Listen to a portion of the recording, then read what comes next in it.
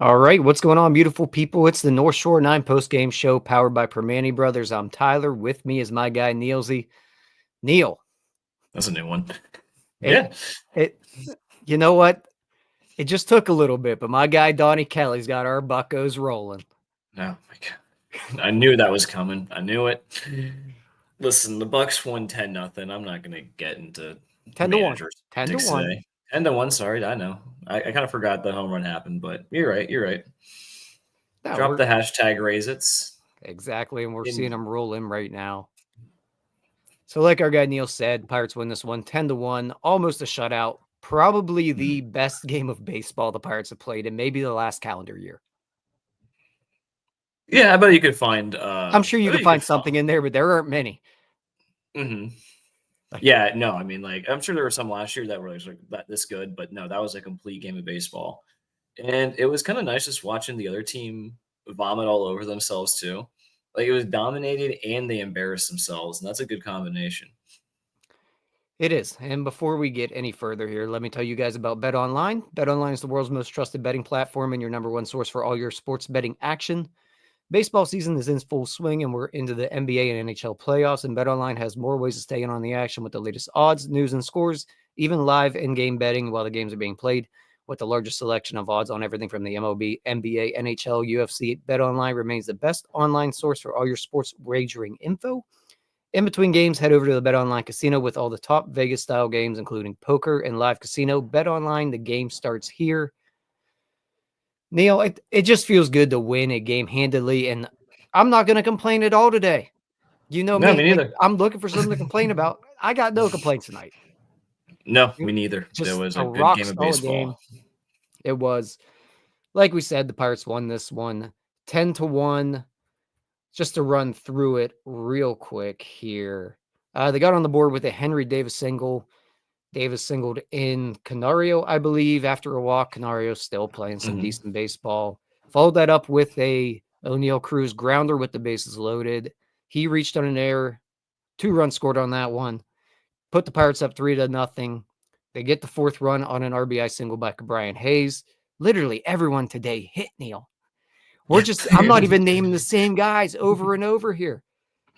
Brian Hayes, a name on the list. IKF continues to swing a good bat here. He drove in 2, I believe, with a double. Yeah, 2 there. Put the Pirates up 6-0.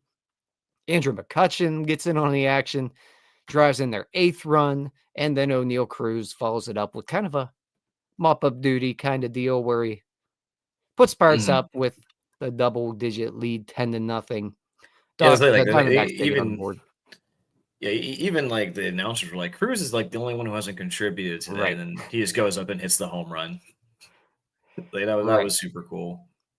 And let's not forget, today was started by Paul Skenes, who goes 6 2/3. I believe he struck out 7 today, no walks, 4 hits, something like that. 95 pitches. First time I think we've really got to see Paul Skenes pitch with a lead. And like a comfortable lead. I don't remember a comfortable lead for Paul Skenes in any of his outings. Maybe I'm forgetting one, but like this was one of the few where he just got put on cruise control. Yeah, no, he was so good. I mean, his ERA is down to 2.15 now. Remember when he was an issue? Remember when he was a problem? That he wasn't as dominant as he should be? Well, he's now like I think I said last time out, like, he is not quite at Wheeler's level for Cy Young. I take it back. He is now just around the Zach Wheeler level of place for Cy Young. He has been that good. I mean, what a dominant May. He's can't even explain it. It's been so cool. Yeah, he was basically as good as it gets today. Again, I believe pitching on 4 days rest, maybe for the first time in his career. I think Greg Brown said that. another step for Paul Skenes in his, I guess if we want to call it development, if he still has developing to do. I hope he does. I don't know what more you can do here. And the cool thing I think we saw from Paul Skenes, and just to talk about him a little bit today, we saw the Pirates get a lead there, and I was really curious because I mentioned that he hasn't really got the pitch with kind of a commanding lead yet. It's still in mode of, I got to grind out everything. I need swings and misses. I wanted to see him kind of downshift a little bit today, put it into cruise control a little bit, get some quick outs. I thought we saw an attempt at doing that sometime in the 5th inning. IKF kind of up with an error. Yeah. I thought we did see him try to shift gears, just pitch the contact there for a little bit. Something you have to do as a major league pitcher, especially if you're going to put up the innings that he's going to have to put up year after year. Resurgence is looking down and smiling upon him. I mean, yeah. And, the big thing today is the no walks. Like, pretty much, it was like the only real thing you could criticize Paul Skenes for this year has been like the fact that he likes getting people to chase. He throws a lot of balls. He even walks guys. Today, there was none of that. 0 walks, 4 hits, 7 strikeouts. He was only at 95 pitches when he was pulled too. I was pretty surprised he didn't get to finish the 7th inning. Yeah, I don't know about you. I was curious on your thoughts on that. Where you line up on pulling him there? I'm kind of I don't really care. I don't care at all. we were up by like 7 runs. Who cares? I thought it was odd, but I don't care. Yeah, I think I'm kind of with you on that. It just felt a little bit odd. I guess just let him finish the 7th inning, but I don't care. It didn't matter. No. You're up by. I'm sure they had their reasons. I'm sure they had their reasons, and so yeah. Who cares? Protect the arm. I'm sure you. Yeah, I don't think he's going to get hurt over maybe 7 more pitches, but end on a good note, cap it off on a good outing. It's fine, especially like I mentioned, coming off 4 days rest. If they want to pull him before 100 pitches, I'm okay with it. That's fine. They know him better than I do. Exactly, and and that's just a cool thing where before 96 pitches was getting him through 5 and in 6 innings. Now it almost gets him through 7. It's just so cool that the struggle starts he has are just 5-6 innings of 1-run baseball. Yeah, their starts. He's just that good. Well, yeah. I shouldn't say that because the rest of the rotation's been pretty good as well. But yeah, I agree. Even his bad starts are what most people would consider a pretty strong outing. Yeah. Again, he was awesome. The fun thing was when they went up 3-0, it was basically in my brain thinking, all right, let's get to 6th, 7th inning. Paul can get you through there and hang on bullpen. Because it felt like you're going to hang on the lead with Paul Skenes on the mound. Not worried about that. Let's just get to the bullpen and please hang on. Thankfully, didn't need it. No, he got I was not comfortable at 3-0. No. Full disclosure, I was not comfortable. And then the 6th inning happened. I'm like, oh, I can relax. Thank God. Yeah. Even then, it was still kind of well, where's the early in the 6th? It was all right, when's the other shoe going to drop here? But hey, all works out. Another just fantastic outing from Paul Skenes. Some guys here to talk about today. First off, I got to start it off with Henry Davis. Yeah. Where do we stand with Henry Davis right now, Neil? I said it on Monday. Play him 5 days a week. I don't know how real this bat is, but I do know he's the best defensive catcher on the team. He was stealing strikes today. I don't know if you saw that where he basically stole a strikeout off of Jordan Lawler. Joey Bart's not doing that. And I don't really know how much Adam Frazier is actually saving Henry Davis. Maybe he is. Maybe he's the little guru that he's needed all along. But you might as well just keep letting him play. He has less than 400 career at bats, which is kind of hard to believe. Just give him an extended run like he did in 2022, where he doesn't have to also worry about learning right field. And the other part right now is he's not really learning catching anymore either. No. He's at a point where it looks like he's comfortable enough that it's not going to affect the rest of his game. And I don't know how much it affected the rest of his game before, but it's at least one less thing to focus on. I'm going to go beyond saying he's comfortable. He just looks good. Like, I think he calls a good game. So as far as I can tell, he frames better than anyone else in the team. Like, this is not stuff he was doing last year. He's definitely the best defensive catcher on the team right now. I think. I still think Endy's going to be better behind the plate when it's all said and done. But the big thing is the bat rate now, Neil. 2 hits today for Davis, and even the one out he had, we saw him go hit a fly ball the other way. I think it was like 99.8 miles an hour. I just looked through his baseball ref or baseball savant page a little bit. I counted maybe 3 balls hit at 100 or above miles per hour to that side of the field from Henry Davis in his career. So the fact that even though he's hitting the ball, at 99, whatever it was, but he hit it to right field, to me, that tells me he is on time and he is in a good place right now. Yeah. No, and he looks way more comfortable than I think we've ever seen him at the plate. Like, not since the 2 home run game against Ohtani has he looked this comfortable. And man, does that game feel forever ago. It was. Yeah, that was like almost like probably 2 years at this point, So, no, I'm super happy. It's not something that I had on my bingo card for the season, but I guess it does go to show that development just isn't linear anymore. And sometimes it just takes guys a long time to figure this stuff out. And I'm not saying he's arrived or anything, even though I might, by the end of this week, I might be saying he's arrived. And I'm not saying it either. I might be saying it by the end of this week because I love to get ahead of myself. Mm-hmm. And truthfully, like Henry Davis being good, I think it's worth it because Jim's going to be so obnoxious, but I still think it's worth it if he's good. Mm-hmm. I'm not 100% certain though. No, I'm not either. And I'll honestly at this point, I just want good baseball players. But We could rag on Jim for Nick Solak propaganda, but like I'll take the obnoxious Louisville stuff if it means Henry Davis is a good baseball player. I mean, I lean that way. I'm not fully that direction yet. I think, yeah, I'll take Henry Davis being good. But like Neil, he's striking out 16.1% of the time right now. Mm-hmm. He was swinging through everything last year and the year before that. The strikeout rates dropped. You look at the expected weighted on base average, it's over 350 coming into the day. I'd imagine it's going to remain around there or probably go up because he continues to hit the ball hard. Mm-hmm. I'm with you.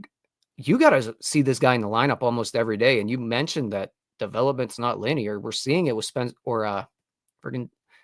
Torkelson right now. Yeah, exactly. I know he's the easy comp there, but like we're seeing it a very close resemblance of it in Detroit. Exactly. Or even if you want to go there, even Canario, like I'm still dubious about Canario just because of how much he whiffs, but like Canario hasn't really been doing too much in the majors. And now he's getting a chance. He's getting a little bit of running games ever since like the last week of Shelton. He's had like a run of games in the month of May. It's gone pretty well, things considered. I would say the lineup is better with him instead of Tommy Pham. You just had to like the last week of Shelton's when it really happened. I mean, it was. I know. I don't know what day it was. I know. I just got to give you a little bit. I mean, it was kind of. All right, make sure we're talking about that today, aren't we? I'm gonna have to talk about that today. All right. Today's a positive day. Yep. Make sure we're dropping the hashtag Raise It's in here. Be entered into a giveaway for some Primanti Brothers sandwiches. Henry Davis. We'll wait and see, but right now, and I'm with you. I need to see him in the lineup just about every day. Yeah, as much as you can put him in the lineup. Yeah, and like you can't start him like every day because catcher's that hard. But like, I feel like you gotta just see this through, and it might go badly, but I'd still rather see it than Joey Bart. Yeah. Who we want to talk about next here? How about Brian Reynolds a little bit? Mm-hmm. Is he starting to turn it on a little bit for you? We're getting close to June. I believe it went down as a triple today. Corbin Carroll slid for it, couldn't get to it. So a triple for Bryan Reynolds. He finishes the day 1 for 5. He's hitting the ball better right now, I think. We saw him hit a shot, I think, with the bases loaded. Runners on second and third, yeah, just right second to and third, that's what it was. right to Pavin Smith. Yeah, so Yeah, like that was deeply unfortunate because that had double all It over did. it. I was, he is, and I mean, I think since like May 12th or whatever, like he has an OPS over 800. He's still like the metrics still say he's one of the unluckiest hitters in baseball. You know, like it's coming around. It doesn't excuse like how absent he was for April, but like I think he's still going to finish as like a well above average hitter at this rate because he looks better. And I think honestly, 1 for 5 is unflattering for him today. Yeah, he played better than 1 for 5. Yeah. And again, we're getting close to June. Yeah. So maybe that's what it takes for Bryan Reynolds here. We just a little premature with it, but we'll make up for being so putrid for a couple of months. So like he needs it. He needs to start June early, and so but yeah, we're almost there. It's fully. I can't believe June's only 3 days away, but I'm excited for it. I'm excited for June Reynolds. Me too. And another guy that I'm wondering how much is gonna have an effect on Reynolds. It's just having another bat in the lineup in the middle. I know Spencer Horwitz at this point. We haven't seen the results out of him. The at-bats, I think, have been really good from him. I think he's going to struggle against lefties. It's going to be what it's going to be. I like the way he plays the field at first base right now. I think he's going to be an above-average hitter, I feel like, just based on what I've seen at the plate from him so far. I like the at-bats. What say you, Neil? I have no idea, to be honest. Like, I wish I had an opinion on him because, like, I am sympathetic to, like, he's had no spring training. And so even with the extended time in the minors, like, he's still probably not, like, up to speed. I think that's just my biggest gripe with him is that he can't play against lefties. But what I would say there then is that, if you're going to insist on having Endy and Davis on this team, you start putting Bart as like the platoon first baseman, getting him days at DH or stuff like that. I think that has to be the way forward. Because I mean, Bart for his struggles is hitting like 350, I think, against lefties this year. Like that's a platoon that could work, especially when Horwitz starts figuring things out. Like that would actually be a really effective way to use the lineup. Yeah, I'm with you. I think Bart's going to need to find a way to learn how to play first base in order to stay in the lineup going forward, which is unfortunate because he's still probably one of your better hitters on this team. They just kind of have a logjam in some spots where they have a logjam with guys that can't play a position in the field. Yes, they do. And it's almost like not unfortunate thing, but it's almost unfortunate that Kutch is like hitting as well as he is, even if he doesn't get a hit today. Because if there's any place like you could probably want to look for a replacement is DH, but you can't replace Kutch at this rate.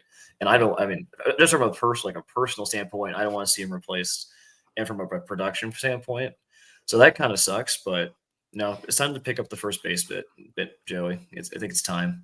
Yeah, but I mean, these things end up usually working themselves out. Like someone's either going to get hurt or someone's going to struggle.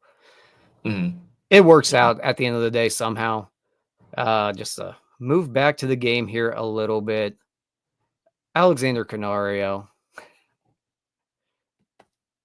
Neil, I don't know what to make of this guy. I like the at-bats today again. I know the swing and miss stuff is a good bit concerning, but even when he's striking out, I've liked the competitiveness of the at-bats right now. It doesn't look like he's completely lost. He had a walk, scores a run off of it. I mean, it was a productive baseball game for Alexander Canario. He scored a run. Didn't do anything that hurt him. Yeah. It's like Canario is like a fun player that I like. You kind of something like you want to believe in. I'm still not convinced. I think I mentioned that earlier. Like it's just not quite come together. But we have seen him like raise his OPS like 200 points over the last month. He was hitting worse than Tommy Pham, and now he's at 669, and that honestly was a drop from yesterday. So like, I can see the vision. I am still worried that his whiff stuff is just not going to be good enough to be an everyday player. But you might as well let her ride it out, like kind of like with Davis. Let her ride it out. Let him play as much as possible. Right. And I completely agree with you on all that. And I think that's what. Sorry, Neil. We're going to talk about Donnie Kelly a little bit here, but Okay, what I go like for it. what I like a little bit about what I've seen from Don Kelly to this point is you're seeing guys who are consistently in the lineup. I know they shuffled a lot because nobody was hitting, but Kelly to this point has kind of let guys work through it, given them about a week or so, and then we're evaluating it. It's not constant shuffling, and I know it. We don't need to go It back and is. rehash Derek Shelton here, but like Canario's in the lineup pretty often right now. We're seeing Davis by default, he's gonna be in the lineup a decent bit. I think we are seeing some of these guys get more of a extended look. It's working with Canario. We don't need to see Tommy Pham. No, I mean, Fam has been like banished to the shadow realm. I don't know. You know, I wonder, like, again, like, I do wonder how much influence front offices have in lineups. So it is kind of nice to see that, like, guys like Canario and Davis are able to, like, get extended runs in the team. I know a lot of people were complaining. I think Davis had, like, a home run, and then he was benched the next day. And I'm like, that's just going to happen with young guys, like, and a Especially when you have Bart. backup catcher.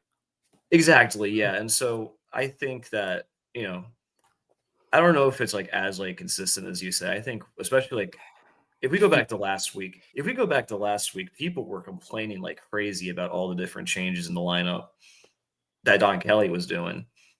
But again, it's fine. It really is like you gotta have to he's gotta move on. And Don Kelly's doing the manager job. So they're 9-10 with him, so good for him. You know who we haven't talked about actually is Jared Triolo, because he is a guy who, full disclosure, I think he's very close to being on the verge of being optioned. Hmm. The way he's playing up until today essentially has been putrid. Triolo gets 2 hits today. Mhm. I think there's more there, Neil. He did come through a couple times. You want to see him lay down a bunt, but we saw him bounce back after not being able to get a sacrifice bunt down with runners on first and second. He's able to move them over. They score runs that inning. Triolo, I want to say nice things, but yeah, he had a good day today. Let's He leave did. it He there. did. He had a great day. It's We'll probably the leave it best there. day he's had all day. Sometimes you But need that. he's probably the guy who's gone when Gonzalez is healthy. Because at that point, you have enough guys who can play enough positions on the diamond that you don't need him there, you know. Yeah, And the bat just hasn't been good enough. So, it hasn't. nothing personal. I like Triolo.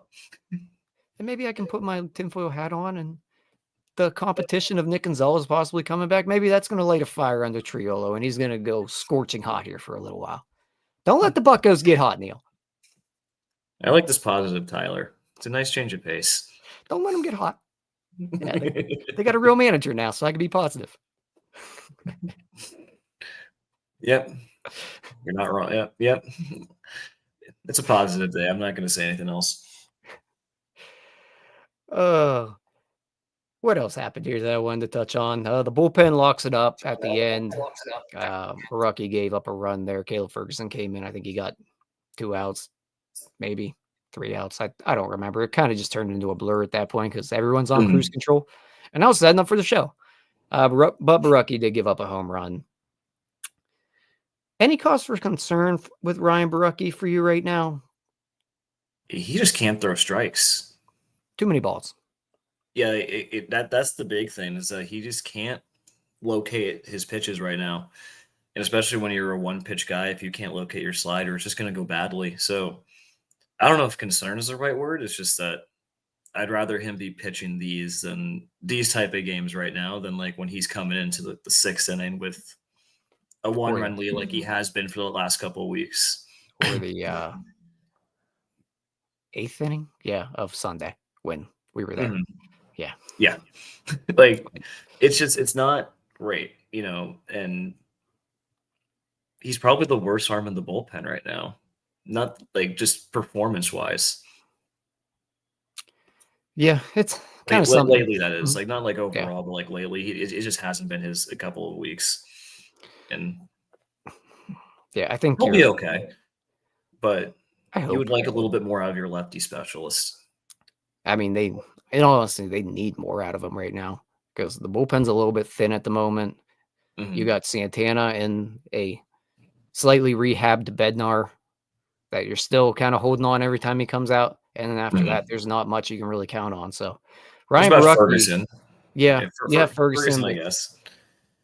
you're still kind of in that same ballpark of the lefty guy. Mhm, Like I think Barucki can get both lefties and righties out. So mhm. Well, I'm excited to see how Ashcraft helps me too, alleviate that. me I know too. we talked about it on Monday with Doug. I'm hoping Ashcraft is kind of like like I said, like the Luis Ortiz guy, the guy who bridges shorter outings. That's kind of what I'm hoping for. Yeah, I don't quite know yet. I'm okay with starting there, but if it looks electric, I'm ready to move him towards some higher leverage stuff. Well, we'll see what it looks Yeah. like. I'm good starting though in that spot and using him Mhm. in that Luis Ortiz role. But if it plays, let's play it up. 100%. Yeah.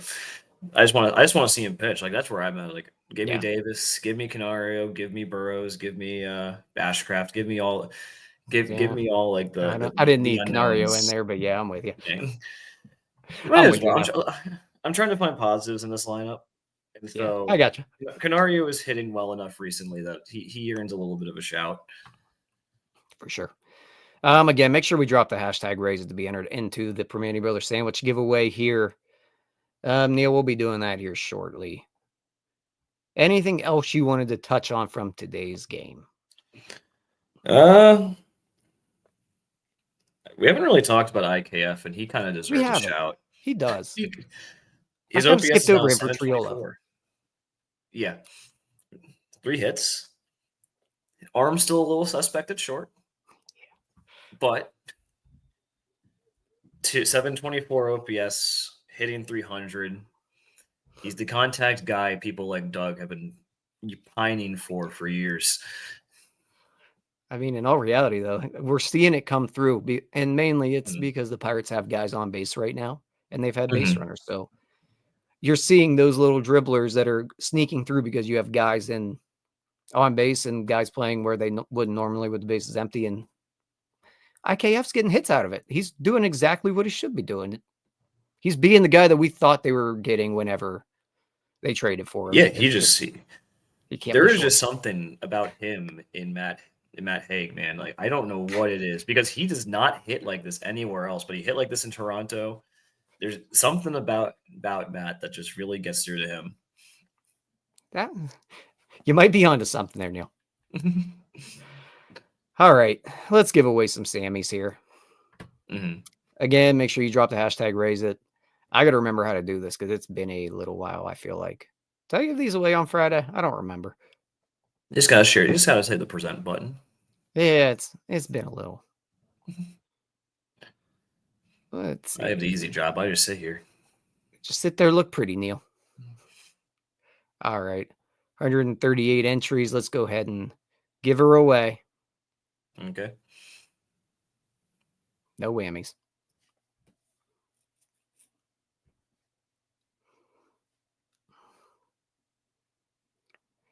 James Ullman.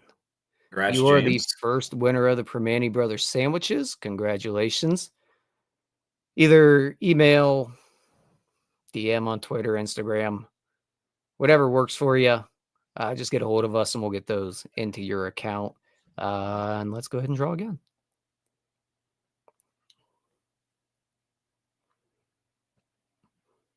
No whammies again. Dennis Flynn. Congrats, Dennis. Congratulations, Dennis. Same thing. Make sure you either DM us, email us, whatever's easiest for you, and we'll get those over to you. Congratulations to both of you. It's great when the Pirates win and we get to give stuff away. Yeah, we should do this more often. I know, right? So again, Pirates win this one 10-1. Neil, any last words before we get out of here on this beautiful like Wednesday evening where we get a little bit of a break at the nightcap here. Get the night It's off. not too beautiful where I am, but No, it's no, I'm good. up. I'm gonna go watch some basketball now. I'm gonna go It's gonna get be a good haircut. evening. I'm gonna go get a haircut and play some PlayStation tonight, I think. Nice. All right, that'll do it for us. Thank you guys for tuning in. Congratulations to the winners. Make sure you reach out to us. Tune in again tomorrow. I believe we'll be with you for NS9 Live, and then stick with us the rest of the week after that, and we'll be hopefully giving away more sandwiches. Yeah. We're going to get out of here. I'm Tyler. With me was Neil. Peace out, Girl Scouts. All right, that wraps up this episode of North Shore 9. Thanks so much for tuning in. Whether you're listening on the podcast or catching us on YouTube, if you enjoyed the show, please give this video a thumbs up and don't forget to hit that subscribe button if you haven't already. It really helps us grow. And if you're listening on the podcast, a quick review goes a long way in helping others find the show. Plus, be sure to tell a friend about us. There's always room for more here in the NS9 community. And for those looking to support us a little more, consider joining our Patreon, become an MVP member, and get exclusive perks while helping us continue to bring you more of the Pirates content you love. Thanks again for all your support, and let's go Bucks.